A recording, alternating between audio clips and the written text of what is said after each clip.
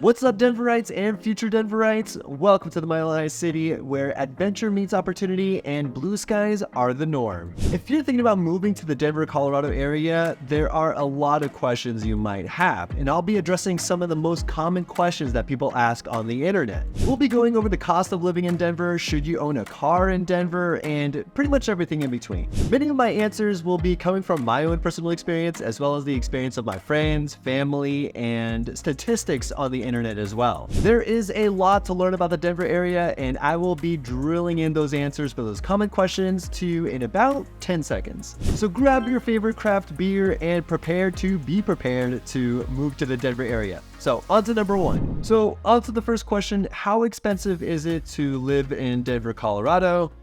It's not cheap, but it's not super expensive either compared to the other metropolitan cities. Based on bestplaces.net, overall, the nation is about 21.8% cheaper to live in compared to Denver, Colorado. And the biggest price factor here is not just your groceries or your gas, it's actually the median home price here in Denver compared to the rest of the nation. So the median home cost in Denver is about 41% more in Denver compared to the rest of the nation. And in some of my previous videos, I talk about the cost of living index, where 100 is the median and anything above that is a higher standard of living and higher cost of living, versus under 100 just means it's a little bit more affordable. So the cost of living index for Denver, Colorado is about 127.8. So it's a little bit higher than the median price for America, but it's still somewhat affordable. So with that 127.8, let's compare it to the other metropolitan cities all across the nation. For example, Los Angeles is 179, Austin is 129, Portland, Oregon is 132, Seattle is 167, and San Diego is 160. So yeah, compared to those bigger metropolitan cities, it is still relatively affordable and very attractive to live in, especially own a home closer to the mountains and things like that. But compared to the rest of the nation, yeah, it's going to be a little bit more expensive. Now, on to the second question, where to live in Denver as a young professional? There's a lot of choices for you, and you, as the young professional, Gen Zers and millennials, are the biggest demographic here in Denver, Colorado. So I'm going to assume a couple of things. Let's say you don't have any kids yet, and you maybe have a special someone living with you, and you want to be in the center of it all, where you can go to clubs, venues, events, craft beer places, and things like that. So a really cool place to rent and even buy a property is Cap Hill, otherwise known as Capitol Hill. You're within 5 minutes to Cherry Creek Trail, Cheeseman Park, and there's a lot of tasty restaurants off of North Broadway and East Colfax. Another place that I would highly recommend you go check out is Highland, my personal favorite because of my favorite restaurants and cafes over there. There are a lot of investors picking up properties and scraping them and building up these townhomes to put in more units in that area and selling them for a much higher price. There's some mixed feelings on that, especially on my part, but they are accommodating for that new generation that wants to live in a home that's a little bit more, I don't know, in tune with what their tastes are like rather than an older home, right? And there is a lot of demand for renters, and a lot of the people that are renting look from the Highland area. And if you are planning on buying a home and maybe moving out of there and renting the first home, Highland is an excellent place to guarantee that you will have high demand in the future. And like I said, my favorite restaurants are over there. Make sure you go check out my other video, The Ultimate Food Guide. It's like 30 minutes of some of my favorite places to eat, restaurants, cafes, ice cream, local shops, and everything like that. So make sure you go check it out to fully understand the Highland area. And a third place, and by no means is this comprehensive, but a third place that I would highly recommend as a young professional is check out Wash Park. Otherwise known as Washington Park, but everyone here just calls it Wash Park. It's just south of the Cherry Creek area. Beautiful place to relax, especially if you just want to go take a walk, go jogging, and around the whole park is 2 lakes, and if you were to just run around it or walk around it, it's about 2.5 miles, so it's a really big park and pleasant, very lovely. And on to number 3, as far as the most common questions, what celebrities live in the Colorado area? There are some A-listers that live in the Colorado area, and maybe even more specifically to Denver. Usually they like to remain as anonymous as possible, so I can't guarantee any sightings though. However, if you're in the right spots and you're in those trendy areas, maybe you have a higher chance of seeing them. So, for example, some of the people that live here in the Colorado area are Tom Cruise, Kevin Costner, actress Daryl Hannah, Lindsey Vonn, one of the greatest female skiers in history, country music singer Dierks Bentley, and James Hetfield of Metallica. All right, on to another really common question. What salary do you need to live comfortably here in the Denver area? There is a lot of movement between whatever this salary range is, but I would say it's about $78,000. There are a lot of factors to living here in Denver, but let's just say you wanted to buy a house that's like $500,000 and you wanted to go that conventional route of putting down 5% down. Word to the wise, you don't need to put down 20%. You could put as little as even 3.5% down on your first home. As of the recording of this video, if you wanted to buy a $500,000 home at 5% down, you're looking at a mortgage payment of about $3,500, which is not too attractive at the moment. I will be honest with you, and I'm sure that you can feel the same way about that.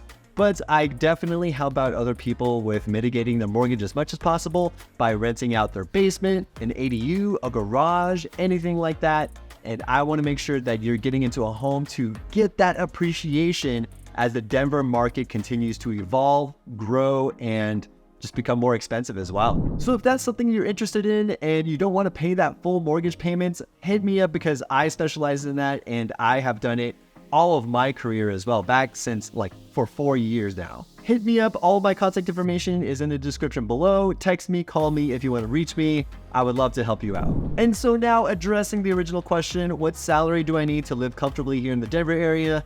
A lot of websites are saying about $78,000 is a good, comfortable amount to live in Denver. And that's the median home price. So let's say if you're living by yourself with no kids, to live comfortably here in the Denver area, I would say about $45,000 is pretty reasonable. After doing some research, knowing all of this, I think that these numbers are for people that are just renting here in the Denver area. I think if you wanted to purchase a home and be a homeowner, you will need to make a little bit more money than just your typical $75,000 to $80,000 for your salary. Like I said, homeownership is just not attractive when you compare apples to apples. If you want to rent out a 2-bed, 1-bath in Denver, that's approximately $2,400 a month. But if you look at a 2-bed, 1-bath in Denver, that's worth $500,000. You're looking at over $3,000 per month. And that's not even including landscaping, utility bills, all of that good stuff.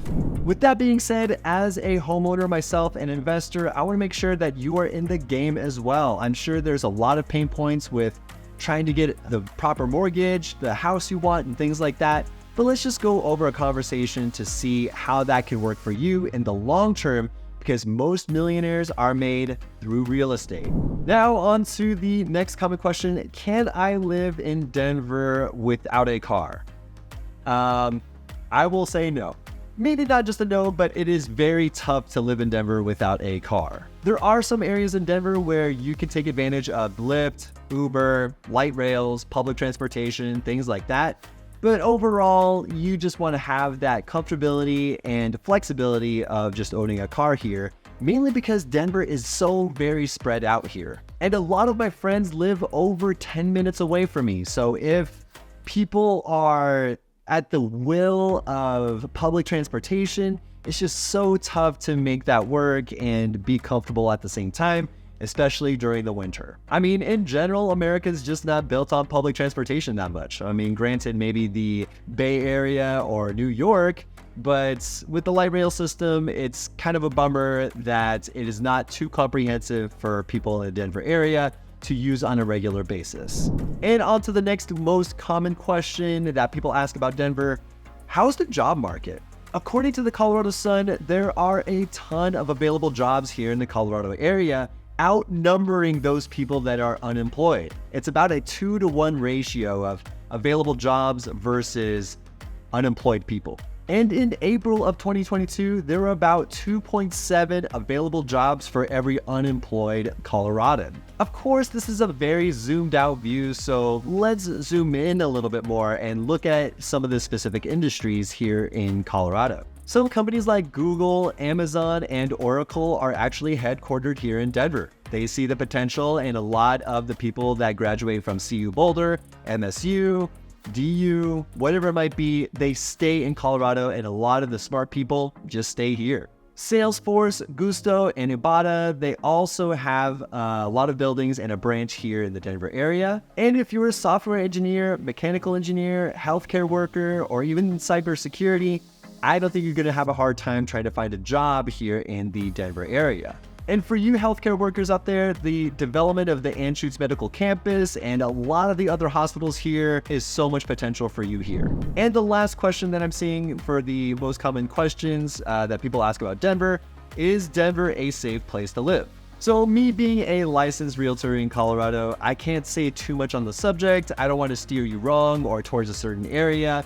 I just want to be very fair and just tell you a lot of the straight facts. I would say go to denvercrimes.com to give you a general overview. So I'm just going to go through some of the statistics that website has portrayed, and it's in a nice table format. So I would just encourage you to do your own research on that. Denver's violent crime is about the same. It's about 7.6 crimes per 1,000 people. Serious assault rates are up from last year. It's about 5.0 per 1,000 residents. Robbery rate is actually lower than last year. It's at about 1.6 per 1,000 residents. Car theft is lower than last year. It's about 16.2 per 1,000 residents. And bike theft is a little bit lower than last year as well, at 1.5 now per 1,000 residents. I'm sure you have a ton more questions about the Denver area, what it's like to live here, so feel free to call me, text me, send me an email, smoke signals if you want to. I want to make sure that you're comfortable moving to the Denver area. Again, I'm a licensed realtor here. Make sure you hit me up or subscribe and like and follow.